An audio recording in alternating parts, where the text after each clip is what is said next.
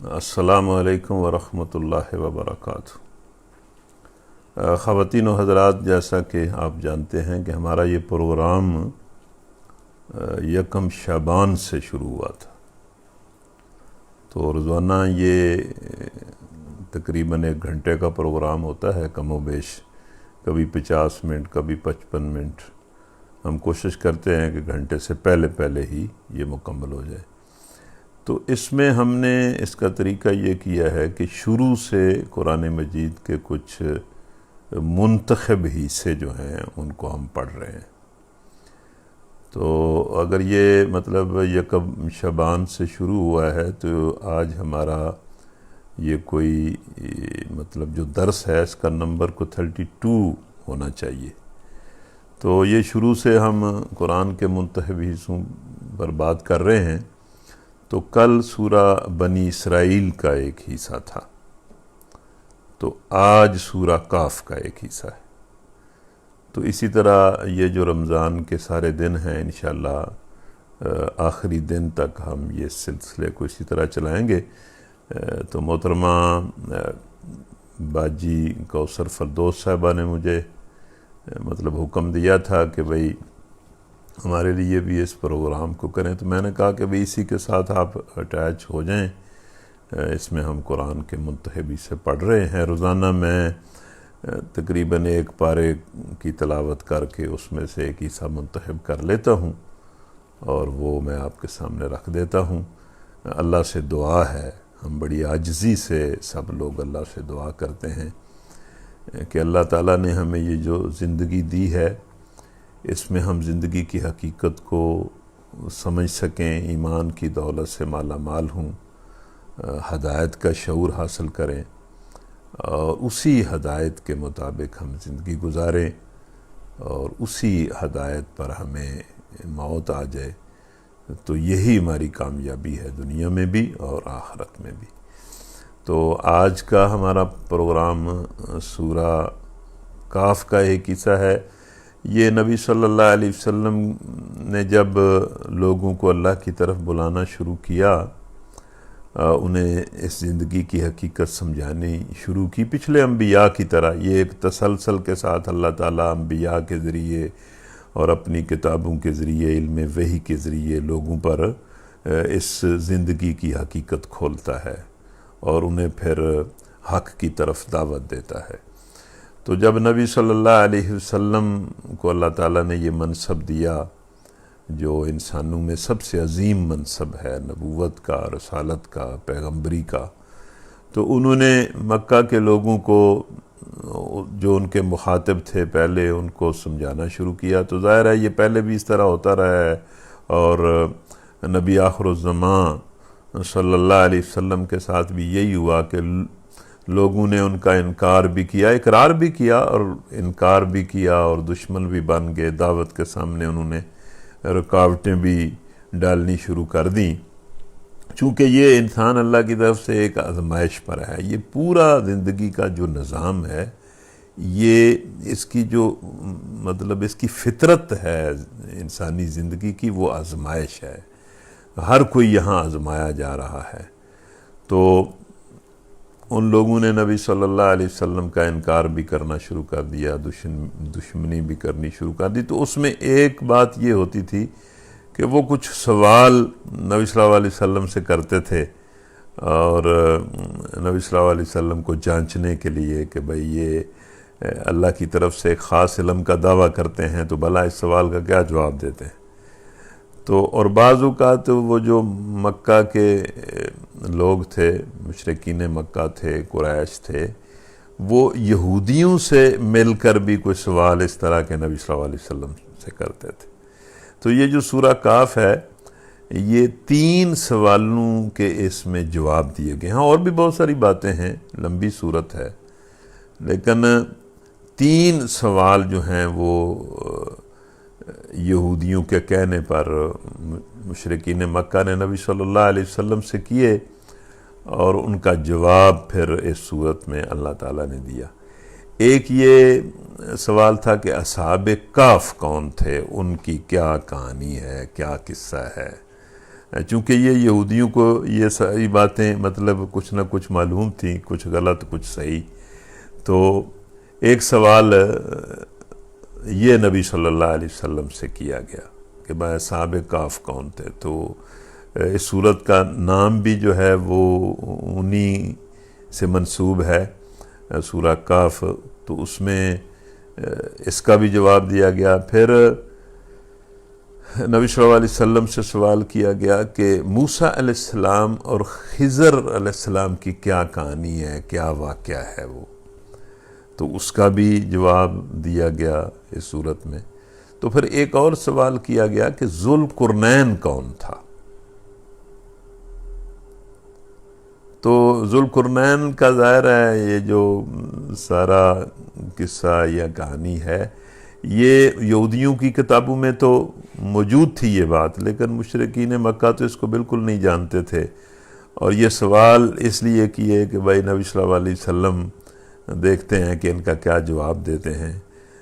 ان کو اگر خود پتہ نہیں ہوگا تو یہ کسی سے پوچھنے کی کوشش کریں گے تو ان کا بھرم کھل جائے گا. جس طرح سورہ یوسف بھی ان کے ایک سوال کے جواب میں نازل ہوئی تھی. انہوں نے سوال یہ کیا کہ بھئی کس طرح بنی اسرائیل جو ہیں وہ اپنے وطن فلسطین سے، کنعان سے وہ مصر کیسے چلے گئے. تو اس کے جواب میں وہیں بیٹھے بٹھائی اللہ تعالیٰ نے نبی صلی اللہ علیہ وسلم کی زبان پر سورہ یوسف کو جاری کر دیا اور پوری کہانی اس میں بیان کر دی. تو یہ جو سوال مشرکین مکہ کرتے تھے اور ان کا جواب پھر قرآن دیتا تھا، یہ بھی قرآن کے من جانب اللہ ہونے کی بہت بڑی دلیل ہے. لیکن وہ سوال کرتے تھے، اس کا جواب انہیں مل جاتا تھا، لیکن اس کے باوجود بہت سارے لوگ ایمان نہیں لاتے تھے اور پھر کچھ لوگ ایمان لے بھی آتے تھے. تو ہمارا جو سبق ہے وہ جو ذوالقرنین کے بارے میں انہوں نے سوال کیا، یہ ہمارا سبق ہے. اور اس کو میں نے منتخب اس لیے کیا ہے کہ عام طور پر یہ خیال کیا جاتا ہے کہ اس زمین میں انسانوں میں جن لوگوں کو حکومت ملتی ہے، اقتدار ملتا ہے، طاقت ملتی ہے، وہ زیادہ تر مطلب فساق اور فجار اور ظالم لوگ ہی ہوتے ہیں. لیکن ایسا نہیں ہے. اللہ تبارک و تعالیٰ نے اس انسانوں کی زندگی میں بہت اچھے لوگوں کو، نیک لوگوں کو، سہلے لوگوں کو، عدل کرنے والے لوگوں کو، اللہ سے ڈرنے والے لوگوں کو بھی حکومت دی ہے. یعنی اگر اللہ تعالیٰ نے فرعون کو حکومت دی ہے تو اللہ تبارک و تعالیٰ نے عمر فاروق کو بھی حکومت دی ہے. اگر اللہ تعالیٰ نے نمرود کو حکومت دی ہے تو اللہ تعالیٰ نے داؤد علیہ السلام کو بھی حکومت دی ہے. اگر اللہ تعالیٰ نے اور مطلب اس طرح کے ظالم اور جابر لوگوں کو حکومتیں دی ہیں، اقتدار دیا ہے انسانوں میں، تو حضرت سلیمان علیہ السلام کو بھی بے مثال قسم کی حکومت اور اقتدار دیا ہے. اور اب بھی یہ قریب کی تاریخ میں بھی اس طرح کی مطلب چیزیں موجود ہیں کہ جہاں ظالم حکمران اس دنیا میں آئے ہیں وہاں پر عدل کرنے والے حکمران بھی آئے ہیں. اور اللہ تبارک و تعالیٰ جس طرح ہر لیول کے اچھے لوگ جو اس پر ایمان لاتے ہیں اس کے سامنے پیش ہونے کا انہیں خوف ہے، وہ دین حق کے مطابق نیک اعمال کرتے ہیں. تو جس طرح عام لوگوں میں اس طرح کے لوگ ہیں اسی طرح بادشاہوں میں اور بڑے لوگوں میں بھی ہیں. اور ویسے تو یہ حکومت مطلب اگر دنیا اور دین کو الگ کیا جائے تو دنیا داری کا کام اگر دیکھا جائے تو سب سے بڑی دنیا داری تو یہ حکومت ہے اور اقتدار ہے. لیکن نبی صلی اللہ علیہ وسلم کی حدیث ہے کہ انہوں نے فرمایا کہ جن لوگوں کو قیامت کے دن اللہ کی رحمت کا خاص سایہ نصیب ہوگا ان میں ایک آدمی وہ ہوگا جس نے عدل کے ساتھ حکومت کی، عادل حکمران، اللہ پر ایمان رکھنے والا عادل حکمران. اسی طرح یہ تجارت ہے تو تجارت دنیا داری ہے، یہ کاروبار کرنا، پیسے کمانا. اگر ہم دین اور دنیا کو الگ الگ کریں، دین اور دنیا الگ الگ چیزیں نہیں ہیں. دنیا کو اللہ کے حکم کے مطابق گزارنا ہی دینداری ہے۔ تو تاجر کے بارے میں بھی نبی صلی اللہ علیہ وسلم نے فرمایا کہ قیامت کے دن اللہ تعالیٰ کی رحمت اس تاجر کو حاصل ہوگی جو دیانتداری کے ساتھ تجارت کرتا ہے۔ تو یہ ذوالقرنین کی جو کہانی اور قصہ ہے اس کو ہم نے منتخب کیا ہے۔ تو میں روزانہ یہ گزارش کرتا ہوں، آپ سب لوگ پڑھے لکھے ہیں، سمجھدار ہیں، کہ قرآن چونکہ اللہ کا کلام ہے، جب ہم قرآن کو سن رہے ہوتے ہیں تو ہم گویا اللہ کو سن رہے ہوتے ہیں۔ تو اللہ کو سنتے وقت بندے کو بڑے ادب کا مظاہرہ کرنا چاہیے اور بڑی عاجزی کا مظاہرہ کرنا چاہیے اور بڑی توجہ سے قرآن کو سننا چاہیے۔ تو مجھے امید ہے کہ آپ قرآن کو بڑے ادب سے سنیں گے اور اس کے ذریعے اللہ تعالیٰ سے رحمت حاصل کریں گے۔ اعوذ باللہ من الشیطان الرجیم، بسم اللہ الرحمن الرحیم، وَيَسْأَلُونَكَ عَنْ ذِي الْقَرْنَيْنِ قُلْ سَأَتْلُو عَلَيْكُمْ مِنْهُ ذِكْرًا إِنَّا مَكَّنَّا لَهُ فِي الْأَرْضِ وَآتَيْنَاهُ مِنْ كُلِّ شَيْءٍ سَبَبًا فَأَتْبَعَ سَبَبًا حَتَّى إِذَا بَلَغَ مَغْرِبَ الشَّمْسِ وَجَدَهَا تَغْرُبُ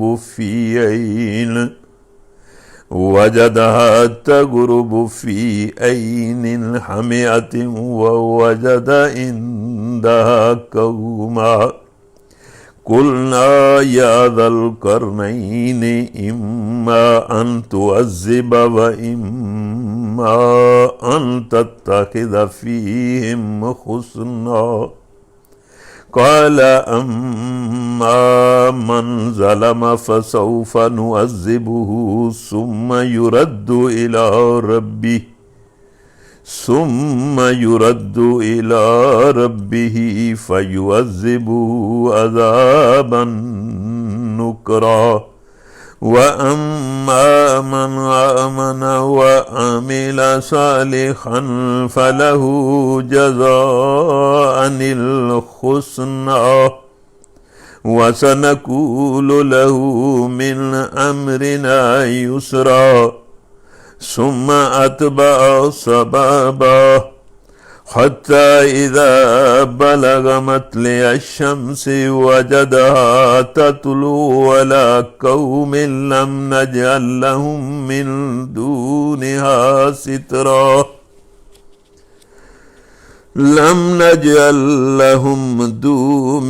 دُونِهَا سِتْرًا كَذَلِكَ وَقَدْ أَحَطْنَا بِمَا لَدَيْهِ خُبْرًا ثُمَّ أَتْبَعَ سَبَبًا حَتَّى إِذَا بَلَغَ بَيْنَ السَّدَّيْنِ وَجَدَ مِن دُونِهِمَا قَوْمًا لَا يَكَادُونَ يَفْقَهُونَ قَوْلًا قَالُوا يَا ذَا الْقَرْنَيْنِ إِنَّ يَأْجُوجَ وَمَأْجُوجَ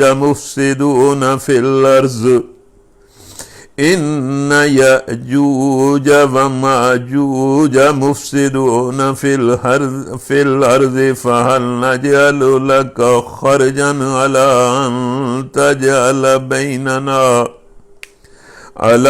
أَن تَجْعَلَ بَيْنَنَا وَبَيْنَهُمْ سَدًّا قَالَ مَا مَكَّنِّي فِيهِ رَبِّي خَيْرٌ فَأَعِينُونِي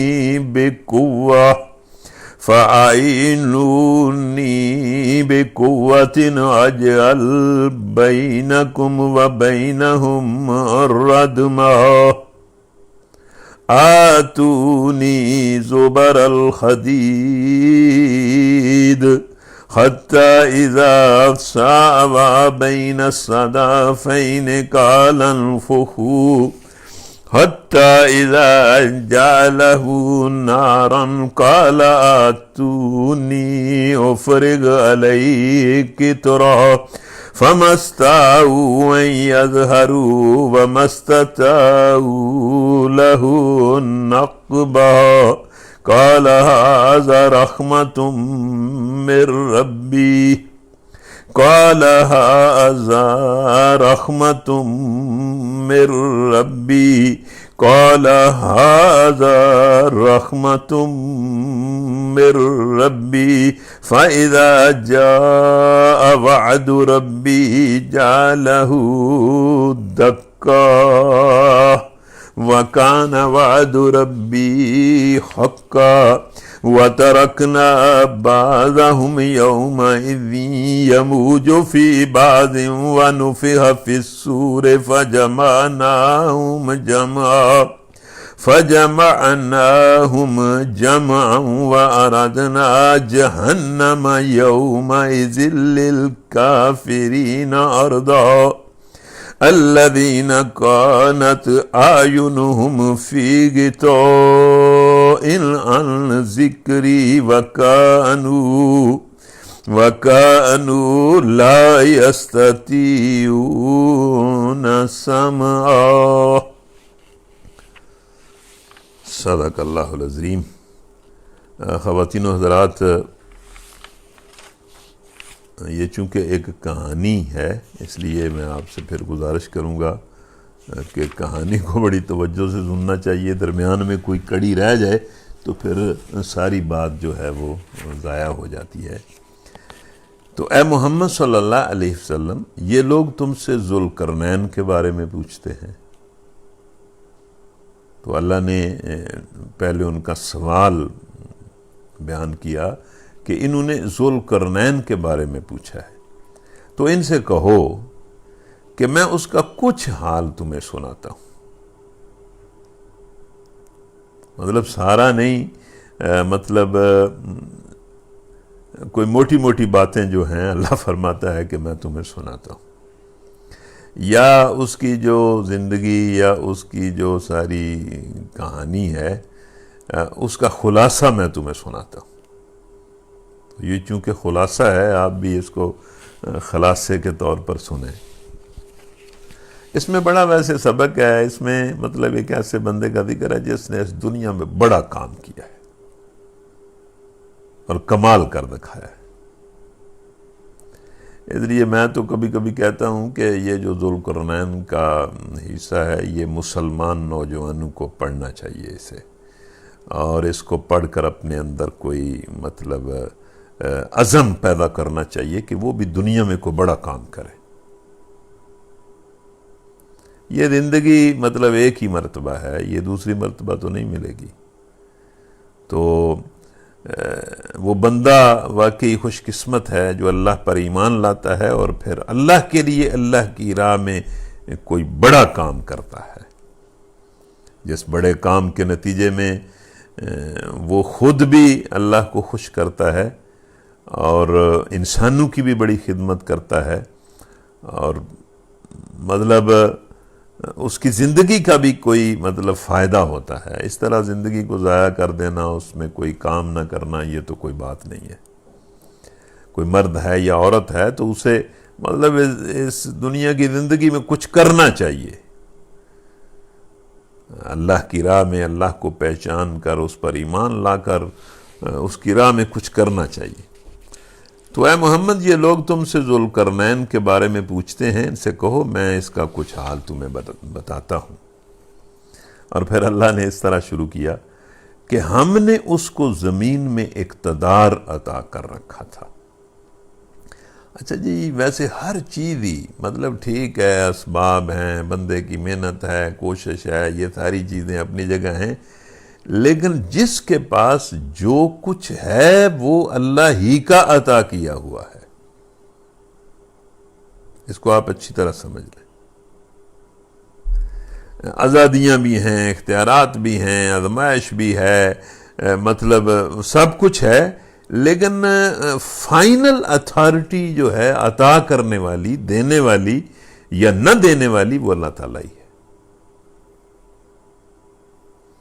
تو اب ذوالقرنین نے بھی جو اس کے اقتدار کا مطلب جو نقشہ اللہ تعالیٰ کھینچتا ہے، تو اس نے بھی بڑا جہاد کیا اور بڑا مطلب فوجوں کو لے کر نکلا، ساری باتیں ہیں، لیکن اللہ فرماتا ہے کہ سب کچھ کے باوجود ہم ہی نے اس کو اقتدار عطا کر رکھا تھا، اور اسے ہر قسم کے اسباب اور وسائل بخشے تھے۔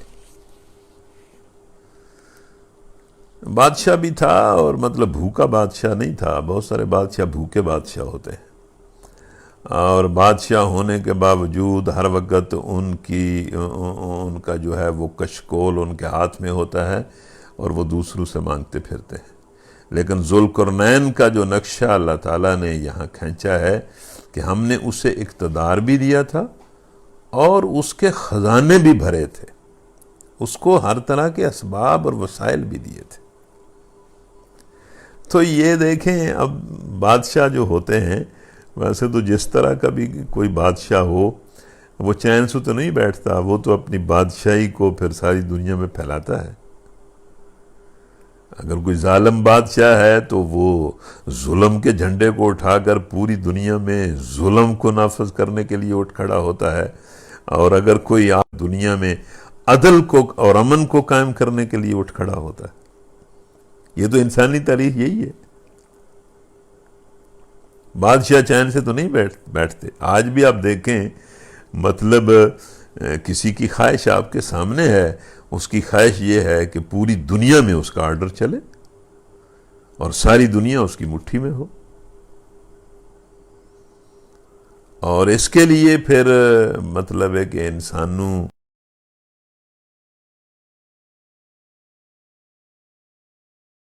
ذوالقرنین کے بارے میں بھی کہتا ہے کہ اس نے اپنے سارے اسباب کو اکٹھا کیا، ساری قوت کو اکٹھا کیا، اور ایک مہم کی طرف نکل کھڑا ہوا،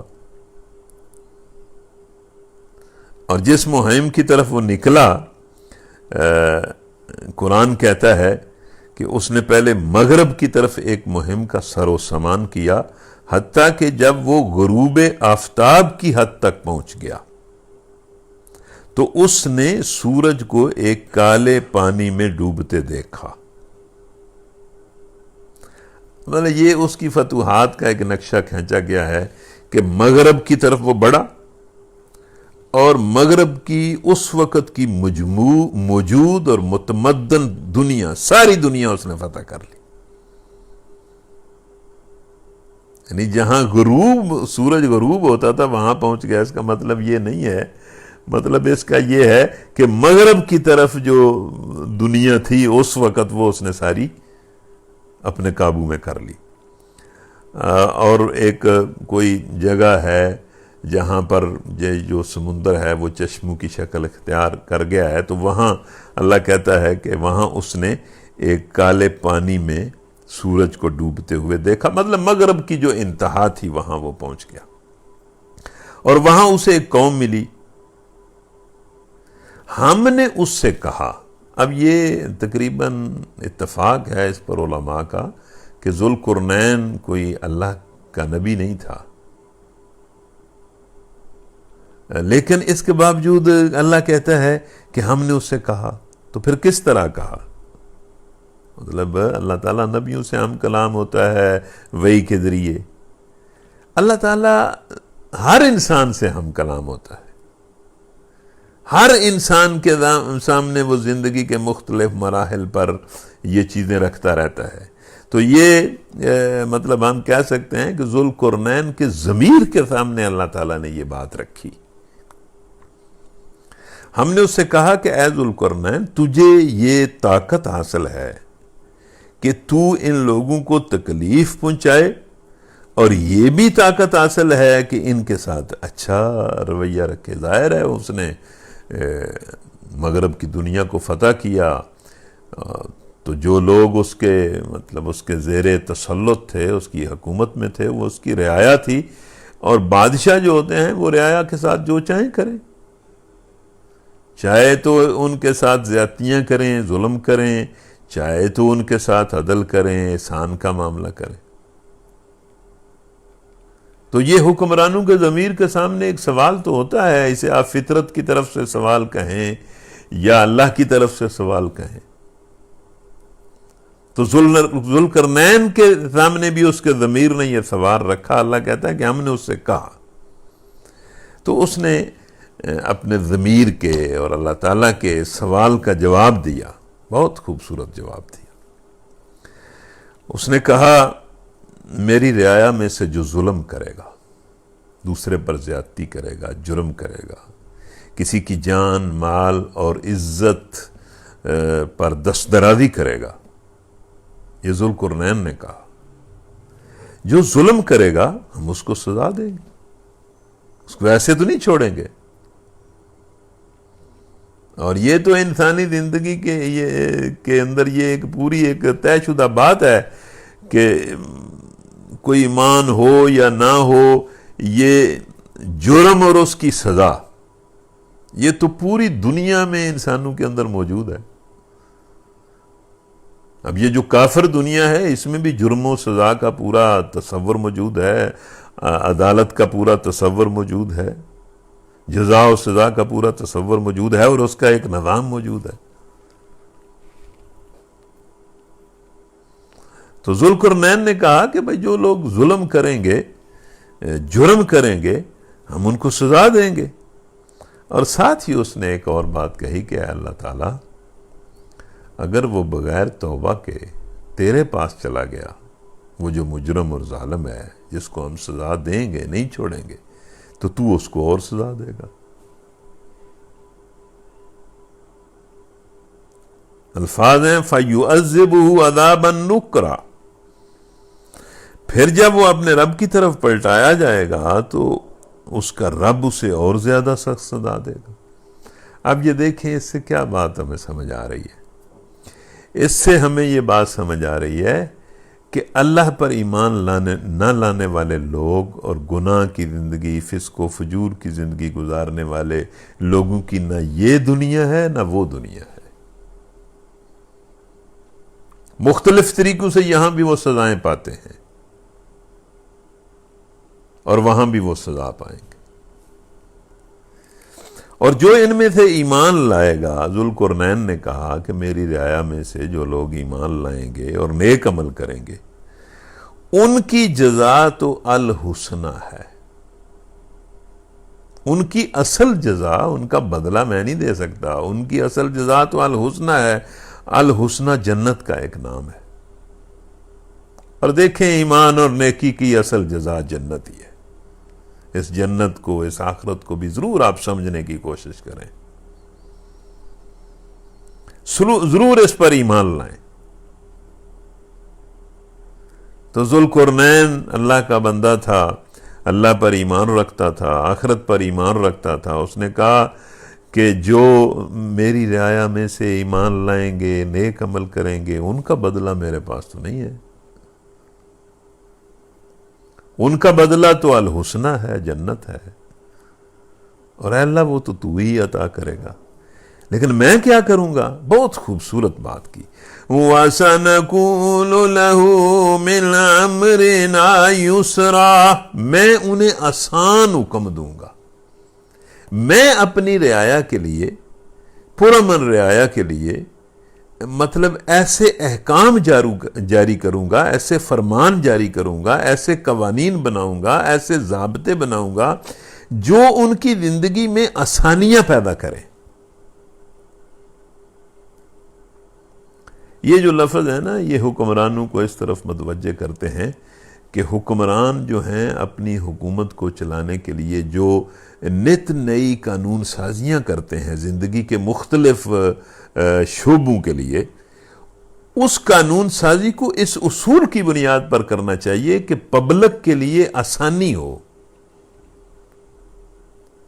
اب ہمارے ہاں تو بعض اوقات یہ احساس ہوتا ہے کہ جو قانون اور جو ضابطہ بنتا ہے وہ لوگوں کو اور پریشان کر دیتا ہے اور مصیبت میں ڈال دیتا ہے اور ان کے لیے الجھنیں پیدا کر دیتا ہے۔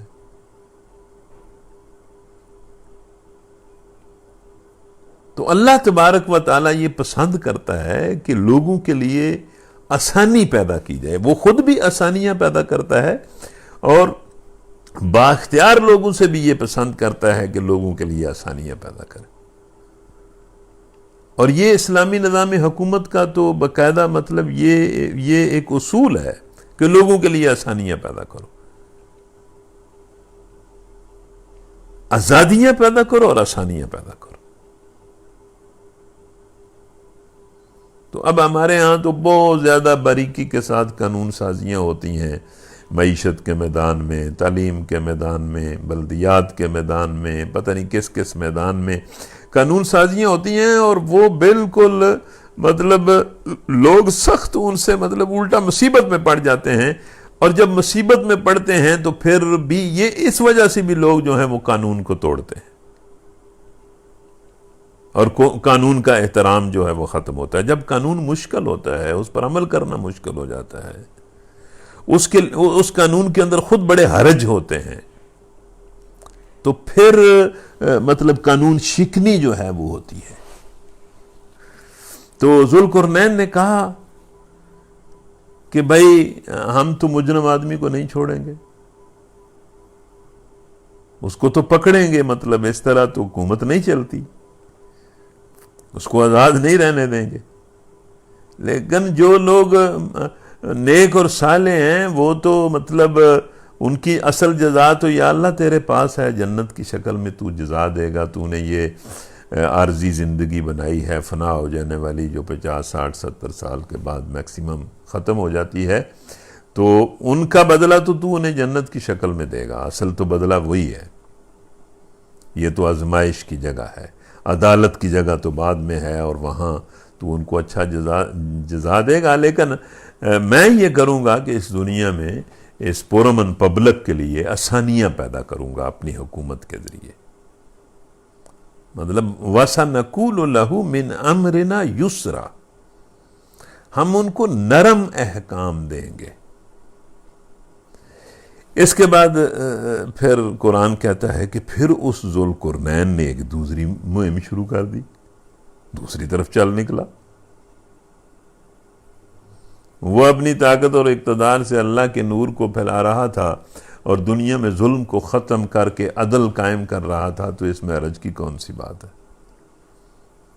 میں کبھی کبھی یہ مطلب میرا کہنے کو جی چاہتا ہے کہ اگر ظلم کے نزدیک کوئی جغرافیہ نہیں ہے اور کوئی حد اور سرحد نہیں ہے، وہ سارے جغرافیے جو ہیں وہ کسی جغرافیے کی ظلم پرواہ نہیں کرتا اور کسی حد اور سرحد کی پرواہ نہیں کرتا، تو عدل کیوں پرواہ کرے؟ عدل بھی سرحدوں کو توڑتا ہے عدل کو قائم کرنے کے لیے. تو پھر ذوالقرنین نے دوسری مہم شروع کر دی، یہاں تک کہ طلوع آفتاب کی حد تک جا پہنچا. مطلب ایک طرف غروب آفتاب کی حد تک جا پہنچا، دوسری طرف طلوع آفتاب. اس سے بھی مراد یہ ہے کہ مشرق کی طرف ساری جو متمدن دنیا تھی اس نے فتح کر لی. وہاں اس نے دیکھا کہ سورج ایک ایسی قوم پر طلوع ہو رہا ہے جس کے لیے دھوپ سے بچنے کا کوئی سامان ہم نے نہیں کیا ہے. یہ اللہ فرما رہا ہے کہ مطلب وہ ایسی قوم تھی کہ بڑی غیر متمدن سی قوم سی، نہ انہیں کوئی مکان بنانے آتے تھے، حتیٰ کہ ٹینٹ بھی ان کے پاس نہیں تھے، کھلے آسمان کے نیچے بالکل غیر متمدن سی قوم زندگی گزار رہی تھی. وہ وہاں پہنچ گیا، اس نے مشرق کی ساری دنیا جو ہے وہ فتح کر لی. کذالک وقد احطنا بما لدیہ خبرا. دیکھو پوچھنے والو، سوال کرنے والو، یہ حال تھا اس کا.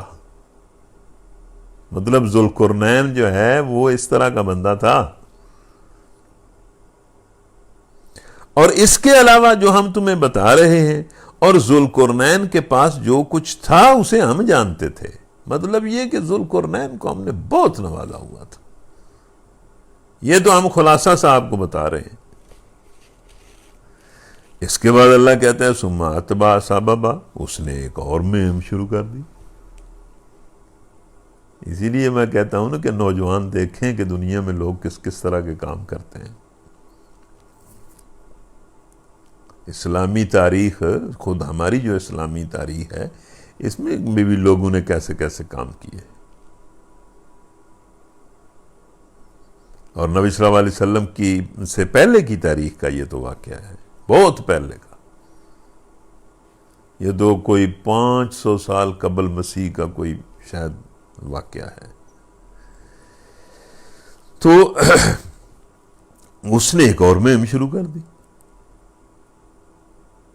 جس طرح یہ حضرت عمر فاروق رضی اللہ تعالیٰ عنہ کے بارے میں بڑی عجیب بات آتی ہے کہ حضرت عمر فاروق رضی اللہ تعالیٰ عنہ نے دنیا میں عدل قائم کرنے کے لیے 36,000 شہر فتح کیے. 36,000 شہر تو ایک فتح کرنا بڑا مشکل ہوتا ہے. یہ ہمارے پڑوس میں کابل فتح ہو رہا ہے نا، ہم تماشا دیکھ رہے ہیں کہ وہ ایک ہی شہر فتح نہیں ہو رہا. ایک سپر طاقت ٹکر مارتی ہے، دوسری سپر طاقت ٹکر مارتی ہے، اور خود سپر طاقتوں کے سر جو ہیں وہ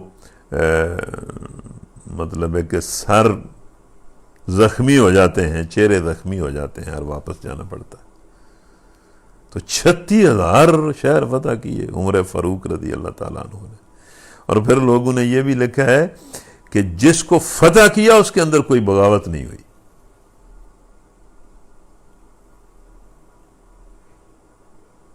تو یہ تو مطلب یہ ذوالقرنین نے بھی ایک تیسری مہم شروع کر دی، یہاں تک کہ ذوالقرنین 2 پہاڑوں کے درمیان پہنچ گیا.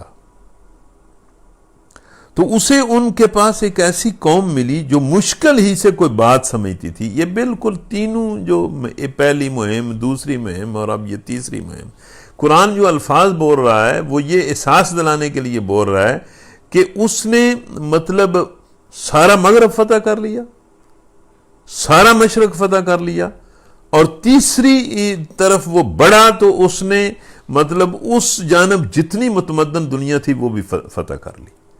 اور ایک ایسی قوم کے پاس پہنچا کہ جو مطلب کوئی اور ہی زبان بولتے تھے. اس وقت جتنی زبانیں بولی جاتی تھی ان میں سے کوئی ایک زبان بھی وہ نہیں بولتے تھے، کوئی اور ہی ان کی زبان تھی.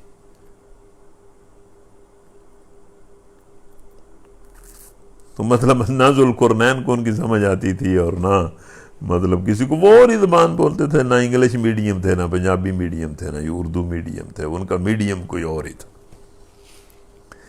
لیکن بہرحال ان لوگوں نے، وہ جو وہاں رہتے تھے، انہوں نے ذوالقرنین سے کہا کہ اے ذوالقرنین، آپ بہت بڑے بادشاہ ہیں، آپ کے پاس بڑی طاقت ہے، تو یہاں ہمارے اس طرف کچھ ایسے قبائل رہتے ہیں، کچھ ایسے لوگ رہتے ہیں جو بڑے ہی غارت گر ہیں، اور وہ ہم پر حملے کر دیتے ہیں اور ہماری جان مال عزت کو بڑا نقصان پہنچاتے ہیں.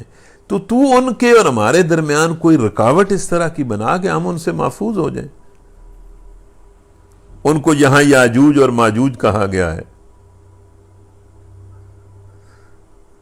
اور یہاں پر لکھا ہے کہ ایشیا کے شمال مشرقی علاقے کی وہ قومیں ہیں جو قدیم زمانے سے متمدن ممالک پر غارت گرانہ حملے کرتی رہی ہیں، اور جن کے خلاف وقتاً فوقتاً اٹھ کر ایشیا اور یورپ دونوں طرف رخ کرتے رہے ہیں.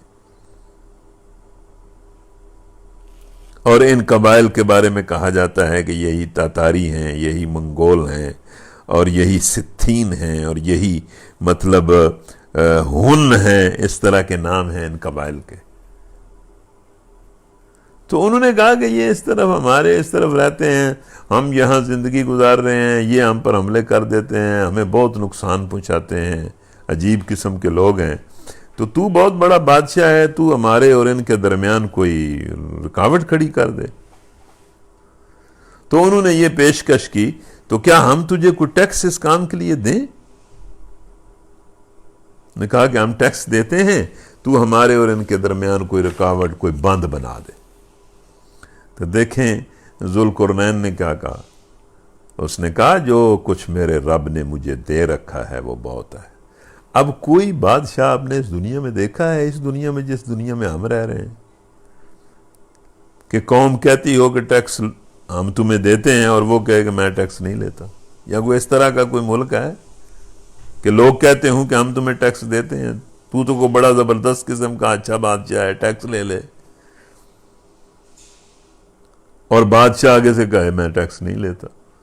تو یہ تو بادشاہ اس طرح کا ہے کہ انہوں نے کہا کہ بھائی ہم تجھے ٹیکس دیتے ہیں, تیری کو مالی مدد کرتے ہیں, تو یہ بند بنا دے. تو اس نے کہا کہ میرے پاس بہت کچھ ہے, میرے رب نے مجھے بہت دیا ہوا ہے, تم بس محنت سے میری مدد کرو, میں تمہارے اور ان کے درمیان بند بنا دیتا ہوں.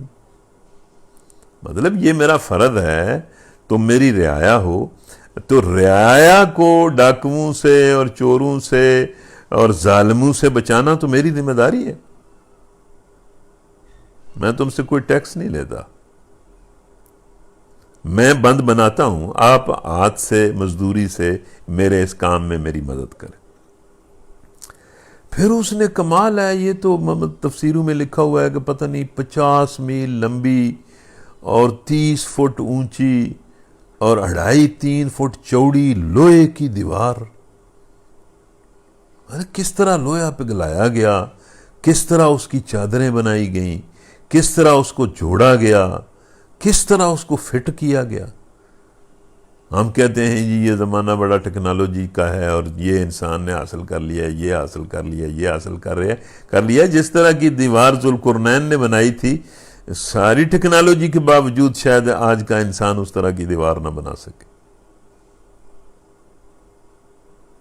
مطلب پہلے بھی مطلب بڑے بڑے علم جو ہیں وہ انسان نے سیکھے ہیں اور بڑے بڑے کام کیے ہیں. بلکہ قرآن میں تو آتا ہے کہ تم سے پہلی قوموں نے میری زمین کو تم سے زیادہ ادھیڑا, بڑے بڑے کام کیے, اور علم میں بھی بڑی بڑی ترقیاں ہوئی ہیں. مطلب یہ جو واقعہ آتا ہے, میں تو اس پر کبھی کبھی سوچتا ہوں کہ عجیب واقعہ ہے. بعض لوگ تو کہتے ہیں کہ یہ سلیمان علیہ السلام کا معجزہ ہے, لیکن قرآن کے الفاظ تو کچھ اور ہیں کہ بھائی سلیمان علیہ السلام نے اپنے پاس بیٹھے ہوئے لوگوں کو کہا کہ بھائی کون ہے جو ملکہ سبا کا تخت جو ہے وہ یہاں لائے. تو ایک بہت بڑا طاقتور جن اٹھا اور اس نے کہا کہ تمہاری مجلس, آپ کی مجلس برخاست ہونے سے پہلے میں وہ لے آتا ہوں. لیکن ساتھ ہی قرآن کے الفاظ ہیں کہ وہاں ایک بندہ بیٹھا ہوا تھا جس کے پاس کتاب کا علم تھا. اب پتہ نہیں کتاب کے علم سے کیا مراد ہے. اس نے کہا کہ اے اللہ کے رسول, میں آنکھ جھپکنے سے پہلے لے آتا ہوں. کیا وہ طاقت تھی. اب 5G آ رہا ہے اور پتہ نہیں کیا کیا ہو رہا ہے, اور لوگ سمجھ رہے ہیں کہ پتہ نہیں کیا, اور واقعی بہت کچھ ہو رہا ہے. وہ علامہ اقبال بھی کہتا ہے کہ آنکھ جو کچھ دیکھتی ہے زباں پہ آ سکتا نہیں, میں وہ حیرت ہوں کہ دنیا کیا سے کیا ہو جائے گی. تو دنیا پہلے بھی کیا سے کیا ہوتی رہی ہے. تو وہ مطلب ذوالقرنین نے وہ دیوار بنا دی. اس نے کہا مجھے لوہے کی چادریں لا کر دو. آخر کار جب دونوں پہاڑوں کے درمیانی خلا کو اس نے پاٹ دیا تو لوگوں سے کہا کہ اب اس پر آگ دہکاؤ. اب 50 میل لمبی یا 30 میل لمبی, پتہ نہیں کتنی لمبی وہ تھی اور کتنی اونچی تھی اور کتنی چوڑی تھی. جب وہ مطلب لوہے کی دیوار بنا لی تو کہا کہ اس کو آگ لگاؤ. اب اس کو کس طرح وہی آگ لگائی, کس طرح اس لوہے کو گرم کیا. پھر قرآن کہتا ہے کہ جب وہ آئینی دیوار آگ کی طرح سرخ ہو گئی, اتنی آگ لگائی. کس طرح لگائی؟ تو ذوالقرنین نے کہا لو اب میں اس پر پگھلا ہوا تانبا ڈالتا ہوں. یہ تانبا جب پگھلتا ہے اور لوہے پر ڈالا جاتا ہے, گرم لوہے پر, تو وہ اتنا سخت مطلب وہ لوہا ہو جاتا ہے, بہت ہی سخت. اس کے بعد پھر ذوالقرنین نے کہا کہ یہ میں نے بند بنا دیا ہے, یاجوج ماجوج اس پر چڑھ کر بھی نہیں آ سکتے اور اس میں نقب بھی لگانا ان کے لیے مشکل ہے. لیکن یہ اگلے الفاظ تو اب کیا کہیں قرآن کو اور کیا کہیں اللہ کے بندوں کو, کہ اللہ کے بندے کیسے ہوتے ہیں. کہ ایک بادشاہ ہے جس نے سارا مغرب فتح کیا ہے، سارا مشرق فتح کیا ہے، تیسری دنیا فتح کی ہے، اور انسانی تاریخ کے اندر ایسا کام کیا ہے جو بہرحال ایک عجوبے سے کم نہیں ہے. اور یہ سارا کچھ حاصل کرنے کے بعد بڑی عاجزی سے کہتا ہے کہ اس میں میرا کیا کمال ہے، یہ میرے رب کی رحمت ہے، یہ میرے رب کی رحمت ہے. اچھا جی، ذوالقرنین کے یہ لفظ دیکھیں، یہ بالکل اسی طرح کے الفاظ ہیں جس طرح کے الفاظ حضرت عمر فاروق بولا کرتے تھے رضی اللہ تعالیٰ عنہ، کہ وہ کئی بار اپنے گریبان کو پکڑتے اور کہتے کہ عمر تو کیا ہے، تو جانتا ہے تو کیا ہے؟ تیرا باپ جو ہے وہ مکے کی وادیوں میں اونٹ چراتا تھا اور تو اس کے پیچھے پیچھے ہوتا تھا، اور تیرے تن پر قمیص بھی نہیں ہوتی تھی، اور آج تو کیا ہے کہ دنیا تیرا نام سن کر لرزتی ہے، اور جدھر جاتا ہے فتح کے دروازے کھلتے چلے جاتے ہیں، اور تو دنیا کا بادشاہ ہے. تو یہ سارا فیض تو دین کا ہے، یہ سارا فیض تو محمد صلی اللہ علیہ وسلم کا ہے. اگر ہم نے اس فیض کو چھوڑا ہے تو کیا پایا ہے؟ ذلت پائی ہے، اور ذلت کے ساتھ تکبر پایا ہے. مطلب آپ ذلیل بھی ہیں اور متکبر بھی ہیں. ایسا متکبر جو وہ کیسا متکبر ہے؟ تو ذوالقرنین کہتا ہے کہ ھذا رحمت من ربی، یہ جو کچھ میں نے کیا ہے یہ میں نے نہیں کیا، یہ میرے رب کی رحمت ہے اور اس کی عطا ہے. لیکن ساتھ ہی کہتا ہے کہ یہ دیوار میں نے بڑی مضبوط بنائی ہے، لیکن مگر جب میرے رب کے وعدے کا وقت آ جائے گا تو وہ اس کو پیوند خاک کر دے گا، اور میرے رب کا وعدہ برحق ہے. اس وعدے سے دو مطلب مفسرین نے مراد لیے ہیں کہ جب بھی وہ اس دیوار کو تباہ کرنا چاہے گا تو تباہ کر دے گا، اور دوسرا یہ کہ قیامت تو ہر چیز کو فنا کر ہی دے گی. اور اس روز پھر اس سے یہ اگلی آیت سے اندازہ ہوتا ہے کہ اس نے کہا کہ جب قیامت آئے گی ہر چیز کو فنا کرے گی تو پھر یہ دیوار بھی فنا ہو جائے گی، اور اس روز ہم لوگوں کو چھوڑ دیں گے کہ سمندر کی موجوں کی طرح ایک دوسرے سے گتھم گتھا ہوں، اور سور پھونکا جائے گا، اور ہم سب انسانوں کو ایک ساتھ جمع کریں گے. اور وہ دن ہوگا جب ہم جہنم کو کافروں کے سامنے لائیں گے، ان کافروں کے سامنے جو میری نصیحت کی طرف سے اندھے بنے ہوئے تھے اور کچھ سننے کے لیے تیار ہی نہ تھے. تو یہ قرآن مجید نے اس قصے کو بیان کرنے کے ساتھ ہی آخر میں آخرت کی بات کر دی. ایک وقت آئے گا جب اس ساری دنیا پر ساری کائنات پر موت طاری ہو جائے گی، اور انسان جو ہیں وہ گتھم گتھا ہو کر اپنے رب کی طرف چلیں گے، اور اپنے رب کے حضور پہنچ کر اس سے جزا پائیں گے یا سزا پائیں گے. اور اس دن ظاہر ہے ہر کسی کا فلسفہ جو ہے وہ اس کے دماغ سے نکل جائے گا. جس کے دماغ میں جس قسم کی ہوا بھری ہوئی ہوگی وہ نکل جائے گی، اور حقیقت سب لوگوں کے سامنے آ جائے گی. اور جو کافر اللہ کے رسولوں کے ذریعے اللہ کی نصیحت کو ماننے کے لیے تیار نہیں تھے وہ سب کچھ سمجھ جائیں گے، ہر بات کھل جائے گی. تو اللہ تبارک و تعالی ہم سب کو ایمان نصیب کرے، اور دنیا میں اللہ ہی کی رضا کے لیے، اللہ ہی سے اجر پانے کے لیے اسی کے راستے میں زندگی اور موت نصیب کرے. الحمدللہ رب العالمین، والصلاة والسلام علی رسولہ الکریم وعلی آلہ وصحبہ اجمعین. یا اللہ ہم سب کو معاف کر دے، ہم پر اپنی رحمت اور اپنا فضل فرما دے. یا اللہ ہمارا سینہ دین حق کے لیے کھول دے، ہمیں اپنے لیے خاص کر لے، اور اپنے لیے خاص کر کے ہمیں اپنے ہی لیے زندگی اور موت بخش دے. یا اللہ یہ جتنے لوگ ہیں سن رہے ہیں میرے سمیت جس کے دل اور جس کی زبان پر جو جائز دعا ہے اس کی دعا کو قبول کر لے۔ یا اللہ یہ جو انسانوں پر وبا آئی ہوئی ہے، یا اللہ اپنے بندوں کو معاف کر دے، اور یا ارحم الراحمین اس عذاب کو بندوں سے اٹھا لے، ٹال دے، اور یا ارحم الراحمین، یا ارحم الراحمین اس رمضان کو ہماری زندگی کا ایسا رمضان بنا جس میں ہم سچی توبہ کر لیں اور اپنی زندگی کو بالکل بدل دیں۔ یا ارحم الراحمین اس ملک پاکستان پر بھی اپنی رحمت فرما۔ یا اللہ اس کو اسلام کا گہوارہ بنا، یہاں اسلام کے ذریعے محمد صلی اللہ علیہ وسلم کی شریعت کے ذریعے عدل کو اور انصاف کو قائم فرما، اور امن کو اور خوشحالی کو قائم فرما۔ آمین۔ اللہم صلی وسلم علی نبینا محمد وعلی آلہ وصحبہ اجمعین برحمتک یا ارحم